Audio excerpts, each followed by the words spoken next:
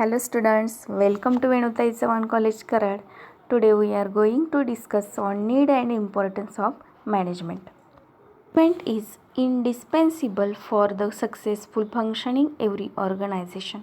म्हणजे प्रत्येक सक्सेसफुल अशा बिझनेसमध्ये आपल्याला मॅनेजमेंट हे यूज केलेलेच आहे असे दिसून येते आणि मॅनेजमेंटशिवाय कोणतेही वर्किंग झालेलं नाही. It is all the more important in business enterprise. No business run itself even on momentum. म्हणजे मॅनेजमेंटशिवाय कोणत्याही बिझनेसचा स्पीड वाढलेला नाही असं सांगितलेलं आहे त्यांनी. आणि प्रत्येक बिझनेससाठी उद्योजकासाठी मॅनेजमेंट हा इम्पॉर्टंट घटक आहे. Every business needs repeated stimulus which can only be provided by management. म्हणजे बिझनेसच्या ज्या काही नीड्स असतील ह्या कोण प्रोव्हाइड करत आहे तर मॅनेजमेंट प्रोव्हाइड करत आहे असं त्यांनी सांगितलेलं आहे. First see achievement of group goals. First काय आहे? Achievement of group goals. म्हणजे जे काही तुम्ही ग्रुप केलेला आहे मॅनेजमेंटसाठी, डिफरंट पीपल्स आहेत त्या ग्रुपमध्ये, त्यांच्या थ्रू आपल्याला काय करायचं आहे, आपलं गोल आहे ते अचीव करायचं आहे. त्याच्यामध्ये काय सांगितले पहा. consist of several persons, each specializing in doing a part of the total task. Each person may be working efficiently. म्हणजे अनेक लोकांचा, अनेक मानवी घटकांचा मिळून एक ग्रुप आहे. त्याच्यामध्ये म्हणजे मॅनेजमेंट या कन्सेप्टमध्ये वेगवेगळ्या प्रकारचे म्हणजे वेगवेगळ्या गोष्टींचं नॉलेज असलेले लोक आपल्याला एकत्र आलेले दिसून येतात. प्रत्येक व्यक्तीला काहीतरी प्रत्येक सब्जेक्टचं किंवा वेगवेगळ्या सब्जेक्टचं काय असणार आहे, नॉलेज असणार आहे आणि ते त्या क्षमतेनं काम करत आहेत. But the group as a whole can not realise its objectives unless there is mutual cooperation and coordination among the members of the group. की हा जो ग्रुप आहे त्यांच्यामध्ये अंडरस्टँडिंग नसेल, कोऑपरेशन नसेल, कोऑर्डिनेशन नसेल तर तो ग्रुप काही सक्सेसफुल होऊ शकत नाही. Management creates team work and coordination in the group. व्यवस्थापन काय निर्माण करते तर एकत्रितपणे एक ग्रुपने काम करणे, त्याचबरोबर एकमेकांना कोऑर्डिनेशन म्हणजे सहकार्य करण्याची भावना मॅनेजमेंट शिकवत आहे. So that each one of them is motivated to make his best contribution towards the accomplishment group goals. म्हणजे प्रत्येकाला एक प्रकारे प्रेरणा दिली जाते मॅनेजमेंटमधून की आपण जे काही गोल ठेवलेला आहे, अचिव्हमेंट आपली जी काही आहे त्याच्यामध्ये आपण चांगल्या प्रकारचे योगदान करावे अशी ही एक प्रेरणा मॅनेजमेंटकडून दिली जाते. Managers provide inspiring leadership to keep the members of the group working hard. जे कोणी ग्रुप मेंबर्स आहेत त्यांना एक प्रकारे इन्स्पिरेशन मिळतं. कोणाकडून तर मॅनेजर्सकडून इन्स्पिरेशन मिळत आहे. Second, minimisation of cost. Management directs day to day operations in such manner that all wastage are avoided. म्हणजे मॅनेजमेंटमध्ये डेलीचे जे काही वर्किंग्स असतील किंवा प्रोडक्शन्स असेल त्याच्यामध्ये काही मटेरियल वेस्ट आहे का याचे सुद्धा निरीक्षण कोण करत आहे, मॅनेजमेंट करत आहे. आणि काय करतात की जे काही वेस्टेज मटेरियल आहे किंवा तुमचे कॅश असेल ती वेस्टेज जात असेल तर ते अवॉइड केलं जातं. By reducing cost and improving efficiency. म्हणजे जास्तीत जास्त प्रोडक्शन चांगल्या पद्धतीने व्हावे आणि त्याच्यासाठी येणारा खर्च हा कमी प्रमाणात किंवा योग्य त्या ठिकाणीच करून त्याची इफिशियन्सी म्हणजे प्रभावीपणा किंवा भव्यता वाढवण्यासाठी मॅनेजर प्रयत्न करत असतो. Managers and enterprise to be capable to face competitors and earn profits. Manager असेल तो व्यवस्थापक आणि एंटरप्राइज म्हणजे उद्योजक जो कोणी ओनर आहे तो काय करत असतो की जे कोणी स्पर्धक आहेत त्यांना तोंड देण्यासाठी आणि जास्तीत जास्त नफा मिळवण्यासाठी प्रयत्न करत असतात. Third, human resource development. Optimum means सर्वोत्कृष्ट. Utilization of physical resources like material, machinery, money and market. Depends entirely upon the quality of human resource. तर जास्तीत जास्त उत्पादनासाठी आवश्यक असणारे घटक कोणते आहेत? तर मटेरियल, बरोबर, कच्चा माल, मशिनरी असेल, यंत्रसामग्री, मनी, भांडवल असेल आणि मार्केट्स म्हणजे बाजारपेठा. थोडक्यात हे कशावरती, या गोष्टींची का आवश्यकता आहे आपल्याला? तर आपण जे काही प्रोडक्शन करणार आहोत ते आपण बिझनेसपर्यंत पोहोचवण्यासाठी या गोष्टींची आपल्याला आवश्यकता, मार्केटपर्यंत पोहोचवण्यासाठी या गोष्टींची आपल्याला आवश्यकता आहे, किंवा प्रोडक्शन करत असताना या गोष्टींची आवश्यकता भासते.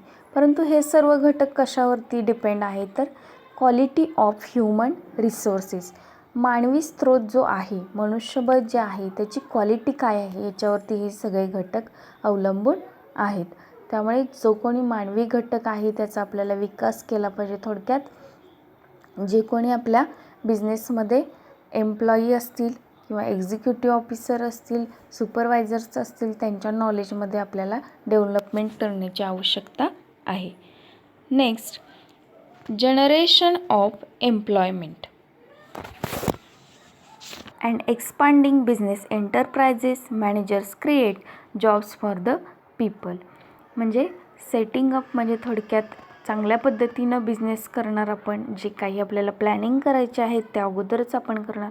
अँड एक्सपांडिंग बिझनेस एंटरप्राइज, जो आपला व्यवसाय आहे त्याचा विकास करून. Managers create jobs for people, manager काय करतात?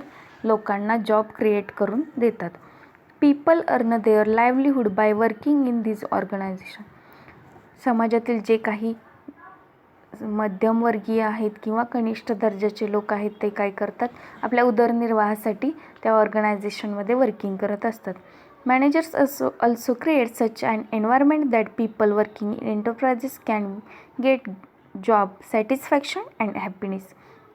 म्हणजे मॅनेजरने त्या ठिकाणी चांगल्या पद्धतीचे एन्व्हायरमेंट क्रिएट केलं, जे कोणी वर्कर्स आहेत त्यांना चांगली वागणूक दिली तर ते समाधानकारकपणे त्या ठिकाणी आनंदाने काम करतात आणि त्याच्यातून बिझनेस प्रोडक्शनसाठी काहीतरी फायदा होतो आणि बिझनेसला प्रॉफिट हा होतच असतो. त्यामुळे मॅनेजमेंट हे समाजासाठी इम्पॉर्टंट आहे. Social need of management. Next, fifth, optimum utilisation of resources.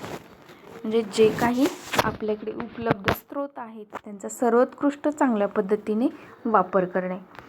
Managers forecast म्हणजे अंदाज करणे. The need for material, machinery, money and manpower, म्हणजे बिझनेससाठी आवश्यक असणारं मटेरियल असेल, मशिनरी असेल, भांडवल असेल किंवा मनुष्यबळ, हे किती प्रमाणामध्ये लागणार आहे याचा अंदाज कोण करतं? मॅनेजर करत असते.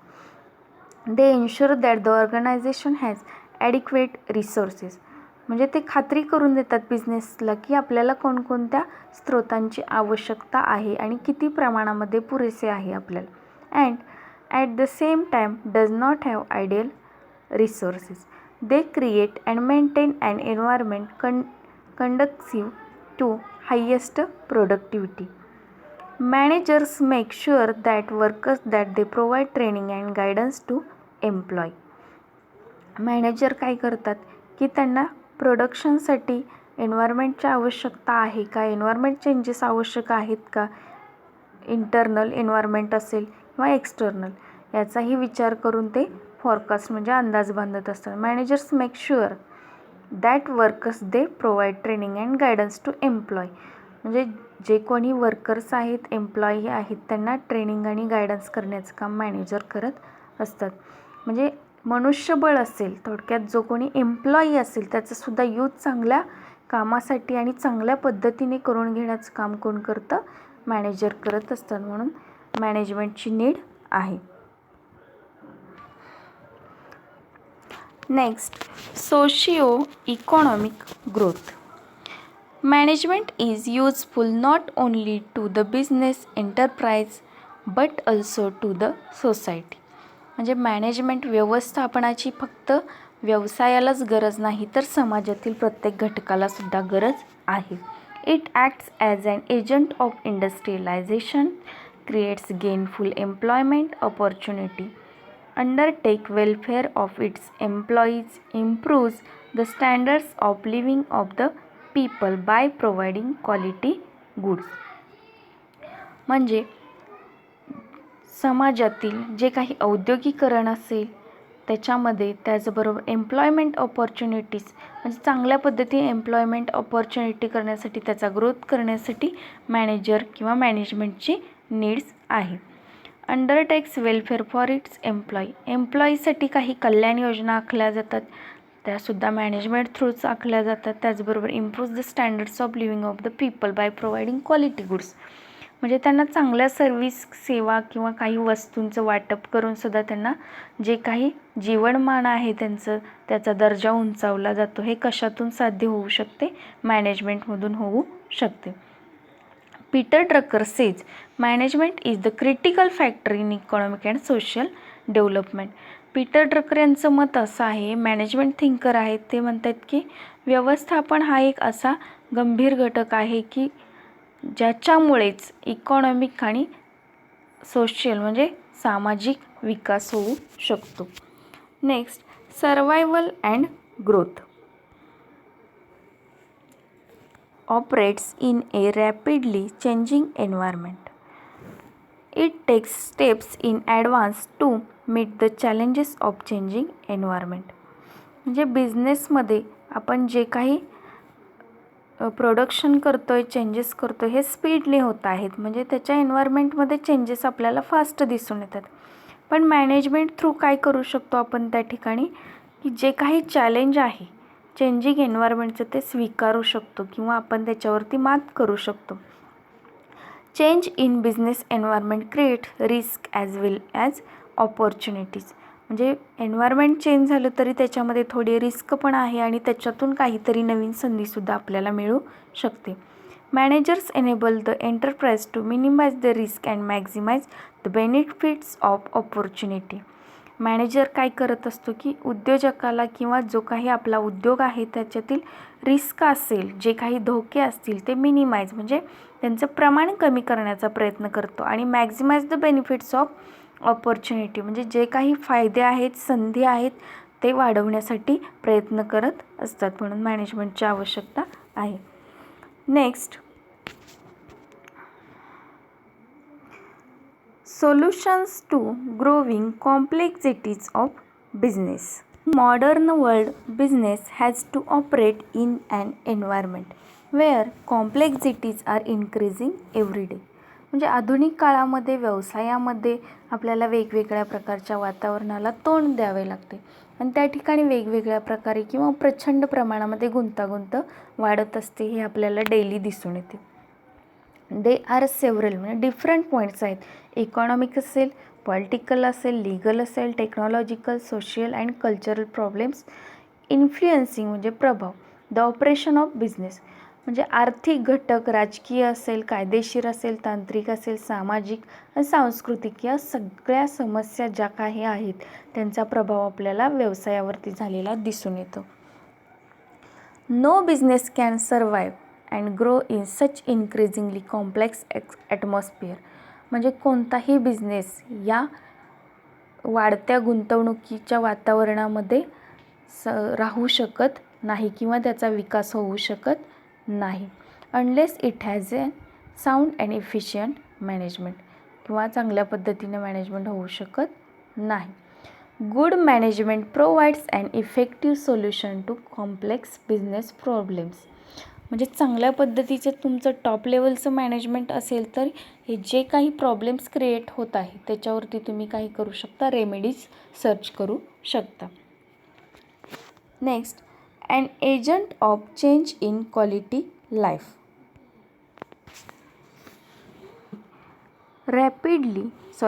Rightly called an agent of change in quality of life of society by understanding the desires and inspiration of different social classes and turning them into needs and needs into wants.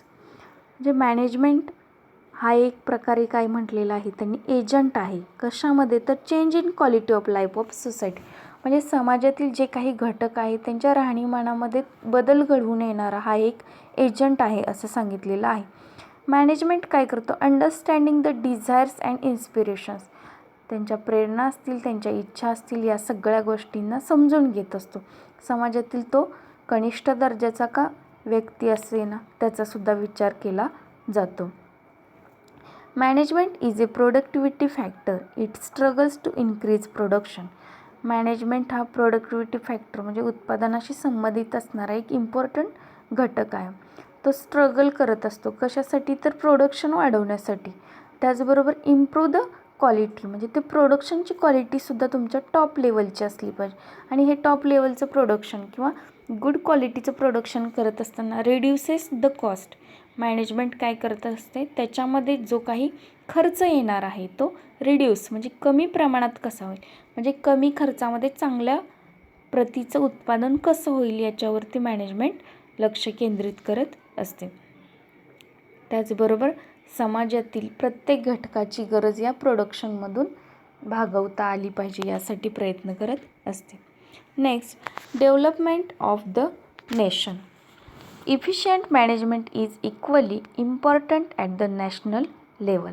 म्हणजे तुमचं efficient म्हणजे सक्षम असं management असेल तर ते कशासाठी important आहे नॅशनल लेवलवरती राष्ट्रीय स्तरावरती त्याला काहीतरी व्हॅल्यू आहे. The development of a country largely depends on the quality of the management of its resources. म्हणजे आपल्या देशाचा विकास कशावरती डिपेंड आहे तर quality of the management of its resources म्हणजे व्यवस्थापनासाठी आवश्यक असणारे जे काही स्रोत आहेत त्यांची क्वालिटी कशी आहे याच्यावरती आपल्या देशाचा विकास अवलंबून आहे. Capital investment and import of technology म्हणजे भांडवली गुंतवणूक आणि इम्पोर्ट ऑफ टेक्नॉलॉजी म्हणजे आधुनिक जी काही टेक्नॉलॉजी आहे ती तुम्ही बाहेरून किती अवगत करून घेताय त्याचं नॉलेज किती आहे याच्यावरती सुद्धा कंट्री इकॉनॉमिक ग्रोथ किंवा बिझनेस इकॉनॉमिक ग्रोथ डिपेंड आहे. म्हणजे unless wealth producing resources are managed efficiently. By producing wealth management increases the national income and living standards of the people. म्हणजे चांगल्या पद्धतीचं आरोग्य असेल त्याचबरोबर नॅशनल इन्कममध्ये सुद्धा इन्क्रीज करता येऊ शकते कधी मॅनेजमेंटमधून. That is why management is regarded as a key to the economic growth of the country. म्हणजे आर्थिक विकासासाठी देशाचा एकूण आर्थिक विकास आहे तो कशावरती डिपेंड आहे त्यांनी सांगितलं आहे मॅनेजमेंटवरती डिपेंड आहे. म्हणजे मॅनेजमेंटच्या हातामध्ये एक देशाचा आर्थिक विकास करण्याची थोडक्यात किल्ली दिलेली आहे असा त्यांनी अर्थ या ठिकाणी सांगितलेला आहे. This way management is the important for country, nation and social person, society and every businessman. Okay, thank you.